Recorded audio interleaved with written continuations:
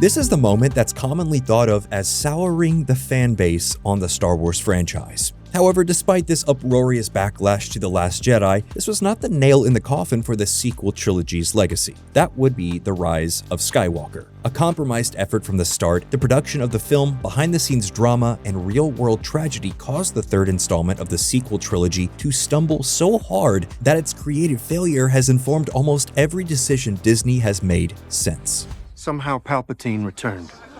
Cast your mind back to an era not that long ago when the Star Wars fandom was both hungry for new material and yet deeply fractured in the afterglow of the prequel trilogy. You had older fans who rejected the glossier aesthetic of the prequels and complained of wooden acting, poorly structured storytelling, and a lack of a central protagonist, and then you also had a new generation of fans who loved the prequels for their humor and the epic tragedy of Anakin's fall to the dark side. It was in the context of this divided fanbase that Disney bought Lucasfilm and started the highly anticipated process of making the long-awaited sequel trilogy. Kathleen Kennedy, the longtime Lucas and Spielberg producing partner, was named as the new head of Lucasfilm, and plans were set in motion to restore Star Wars to the top of Tinseltown. Kennedy and the other Lucasfilm producers selected director J.J. Abrams to take on the task of jumpstarting a new era of the Star Wars franchise with Episode 7. He and screenwriter Lawrence Kasdan decided things needed to be taken back to the basics for the first installment of this proposed epic. Restore a status quo that everyone was familiar with, and then create an arc over 3 films that would do something bold, new,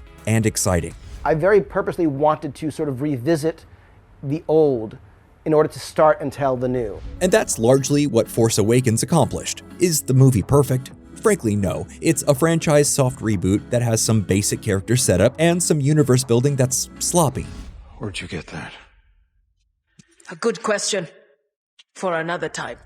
That all being said, the film expertly sets up Rey, Finn, Kylo, and a new dynamic for the franchise going forward. Practical effects, lightsaber battles, and iconic good versus evil storytelling that we've all come to expect from a Star Wars movie. While some fans levied criticism that the film was too narratively similar to the iconic 1977 forebearer, others were enraptured by the repositioning of Joseph Campbell's heroic archetype. Who was Rey related to? Why did her parents abandon her? Audiences across the globe wanted answers, and the box office receipts show it. Episode 7 pulled in over $2 billion worldwide. However, when it came time to create the second film in the trilogy, things started to go off the rails. Originally, before the Disney sale, there had been a plan by George Lucas for a sequel trilogy that was drastically different from what Kathleen Kennedy had elected to pursue. In the early stages of development, the powers that be even paid J.J. Abrams and Lawrence Kasdan to come up with a rough overview of what the arc of the trilogy was going to be. But they really wanted the individual directors that were hired to make these films to be in control of their stories. This is a great idea in theory, but when it comes time to actually execute, giving the directors too much freedom led to a game of creative telephone. Simply put, they didn't have a concrete plan, and that led to some substantial problems. After the resounding success of Force Awakens, many directors were approached, but ultimately, Rian Johnson, director of indie darling Brick and Looper, was selected. Johnson's initial pitch to Kathleen Kennedy was that he wanted to do something creatively uncompromised. His entire goal was to make a Star Wars movie unlike anyone had ever made before, to interrogate the old myths and deconstruct them and then rebuild them for a new generation. This bold swing was exactly what everyone thought was required to replicate a similar feeling to being in the theater in 1980 and seeing the finale of The Empire Strikes Back. Though many fans suggest that this is the linchpin idea that sank the entire sequel trilogy. They suggest that Luke Skywalker's characterization is completely off base, and that the structure of the movie alienates the core fans of Star Wars. Taking Luke, boiling him down to a cynical old loner, and then ultimately killing him, making this the final Skywalker story, just didn't sit well with a specific component of the audience. It's time for the Jedi to end. Additionally, the way that Last Jedi handles the Rey Chosen One arc, similarly replicating the Luke I am your father moment, turned a lot of heads. When Kylo Ren tells Rey that she's not special, not genetically related to a character we know and isn't important, that actually starts a new paradigm narratively. Sure, some audience members didn't like it because they wanted her to be connected to an established lineage, as is tradition in the Star Wars universe. But this idea of expanding the Chosen One archetype and deconstructing it is good. really interrogating why it is that we need it as a culture and what service it performs is a great new evolution for the franchise. The Last Jedi obviously set up an arc where Rey was going to have to come to terms with these ideas and move towards the middle. She was going to have to be the first Grey Jedi and the first non-chosen one protagonist of the universe, but that would not come to pass, because after the fan backlash against Last Jedi, Kathleen Kennedy and Lucasfilm got cold feet. Despite Jurassic World director Colin Trevorrow working on a third film, titled Duel of the Fates, Lucasfilm decided to pivot and reconceptualize the film. Gone was the Rey as a Grey Jedi idea, out was the structure of the whole story. They needed another course correct. They had to win everyone back over the seal and deal of a fan-beloved third entry. They wanted a controversial second installment, but the reaction they got was well beyond what they were expecting. So how did they attempt to save Star Wars for a second time?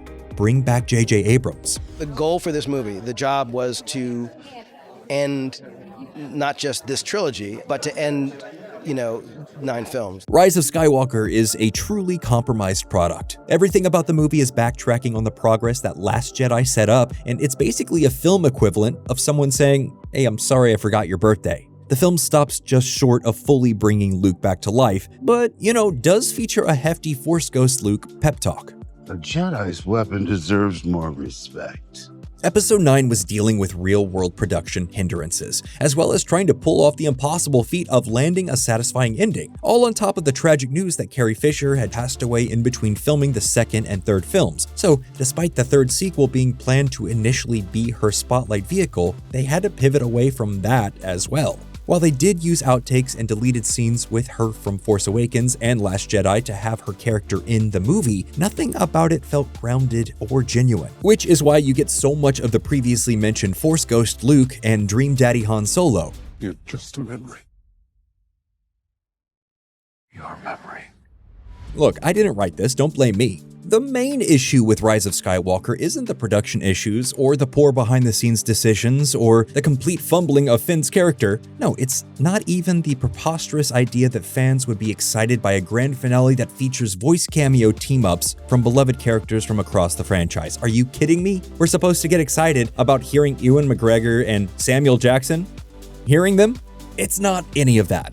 It's how they chose to resolve the main issue of Rey's lineage. Chris Terrio, screenwriter for a bunch of the Zack Snyder DCEU projects and co-writer of Argo, was brought on to co-write the script with J.J. Abrams. You know what he did? He went onto Reddit and came up with the top 5 possibilities that the fans were clamoring for, and the 2 of them eventually decided the best way to walk back Rian Johnson's idea that Rey wasn't related to anyone special was to make her related to Palpatine. Somehow Palpatine returned. Yeah, they really did that. They just hand-waved the best idea in the whole trilogy away by having Kylo Ren say, You're his granddaughter. You are a Palpatine. It's so incredibly clear that this was not the plan. This does not feel like a natural outgrowth of the story up until this point. A successful story is when something feels surprising yet inevitable. And this doesn't feel inevitable at all. This feels like you can see the marionette strings dangling off all the actors as J.J. Abrams and Chris Terrio are desperately trying to make everyone happy. This film is so creatively bankrupt that they kill Chewbacca in one scene and then immediately bring him back the following scene because even though the character is highly beloved, he has nothing to do narratively and serves no storytelling purpose. But we can't kill him, that would make people sad. This level of unimaginative thinking is rarely seen on filmmaking of this scale. None of the arcs in Rise of Skywalker work. So much of the movie is dedicated to the Rey-Lo pairing that there's almost no room for anyone else. Finn, Poe, and the rest of the cast basically just tread water. There's so little thought put into Finn, he doesn't even get a payoff for the scene where he's about to die screaming, "Rey, I have something to tell you." And that's to say nothing of how Kelly Marie Tran's Rose was treated. They just basically didn't include her in the movie at all. They made her an extra standing in the background. Completely reprehensible to capitulate to a very vocal minority of so-called fans this way. Rise of Skywalker, in many ways, is the Rosetta Stone for the Star Wars fandom we have today. This isn't dunking on Star Wars fans, I am one, but objectively, I think it's pretty clear that the fandom has a toxicity problem. Some of that is the polarization and political discourse that's just naturally happening in the world today. And an additional component, one that's pretty tricky to discuss without stepping on a cultural landmine, is the fact that Disney and Lucasfilm, they aren't making quality content and they're expecting us to react like they are. And a lot of these issues go back to the Rise of Skywalker. Instead of committing to a creative vision, one made by creatives with authorial intent, they pivoted because the fan base was too incensed. I'm not even saying the Duel of Fates would have been that much better than Rise of Skywalker, but at least it would have been a creative vision built off its own momentum. It would have been a story that would have concluded under its own steam, as opposed to Rise of Skywalker, which is just compromise after compromise after compromise, which leaves no one happy. Look at the way the actors have all talked about the experience of filming Star Wars as a whole. Oscar Isaac flippantly said he'd only return to the role of Poe if he needed another house or something. Similarly, John Boyega has been very vocal about how he felt repeatedly betrayed by Disney, and when asked if he'd return, said the iconic line, "You ain't gonna Disney Plus me." I ain't getting no Disney Plus. Are Rise of Skywalker's problems directly J.J. Abrams' fault?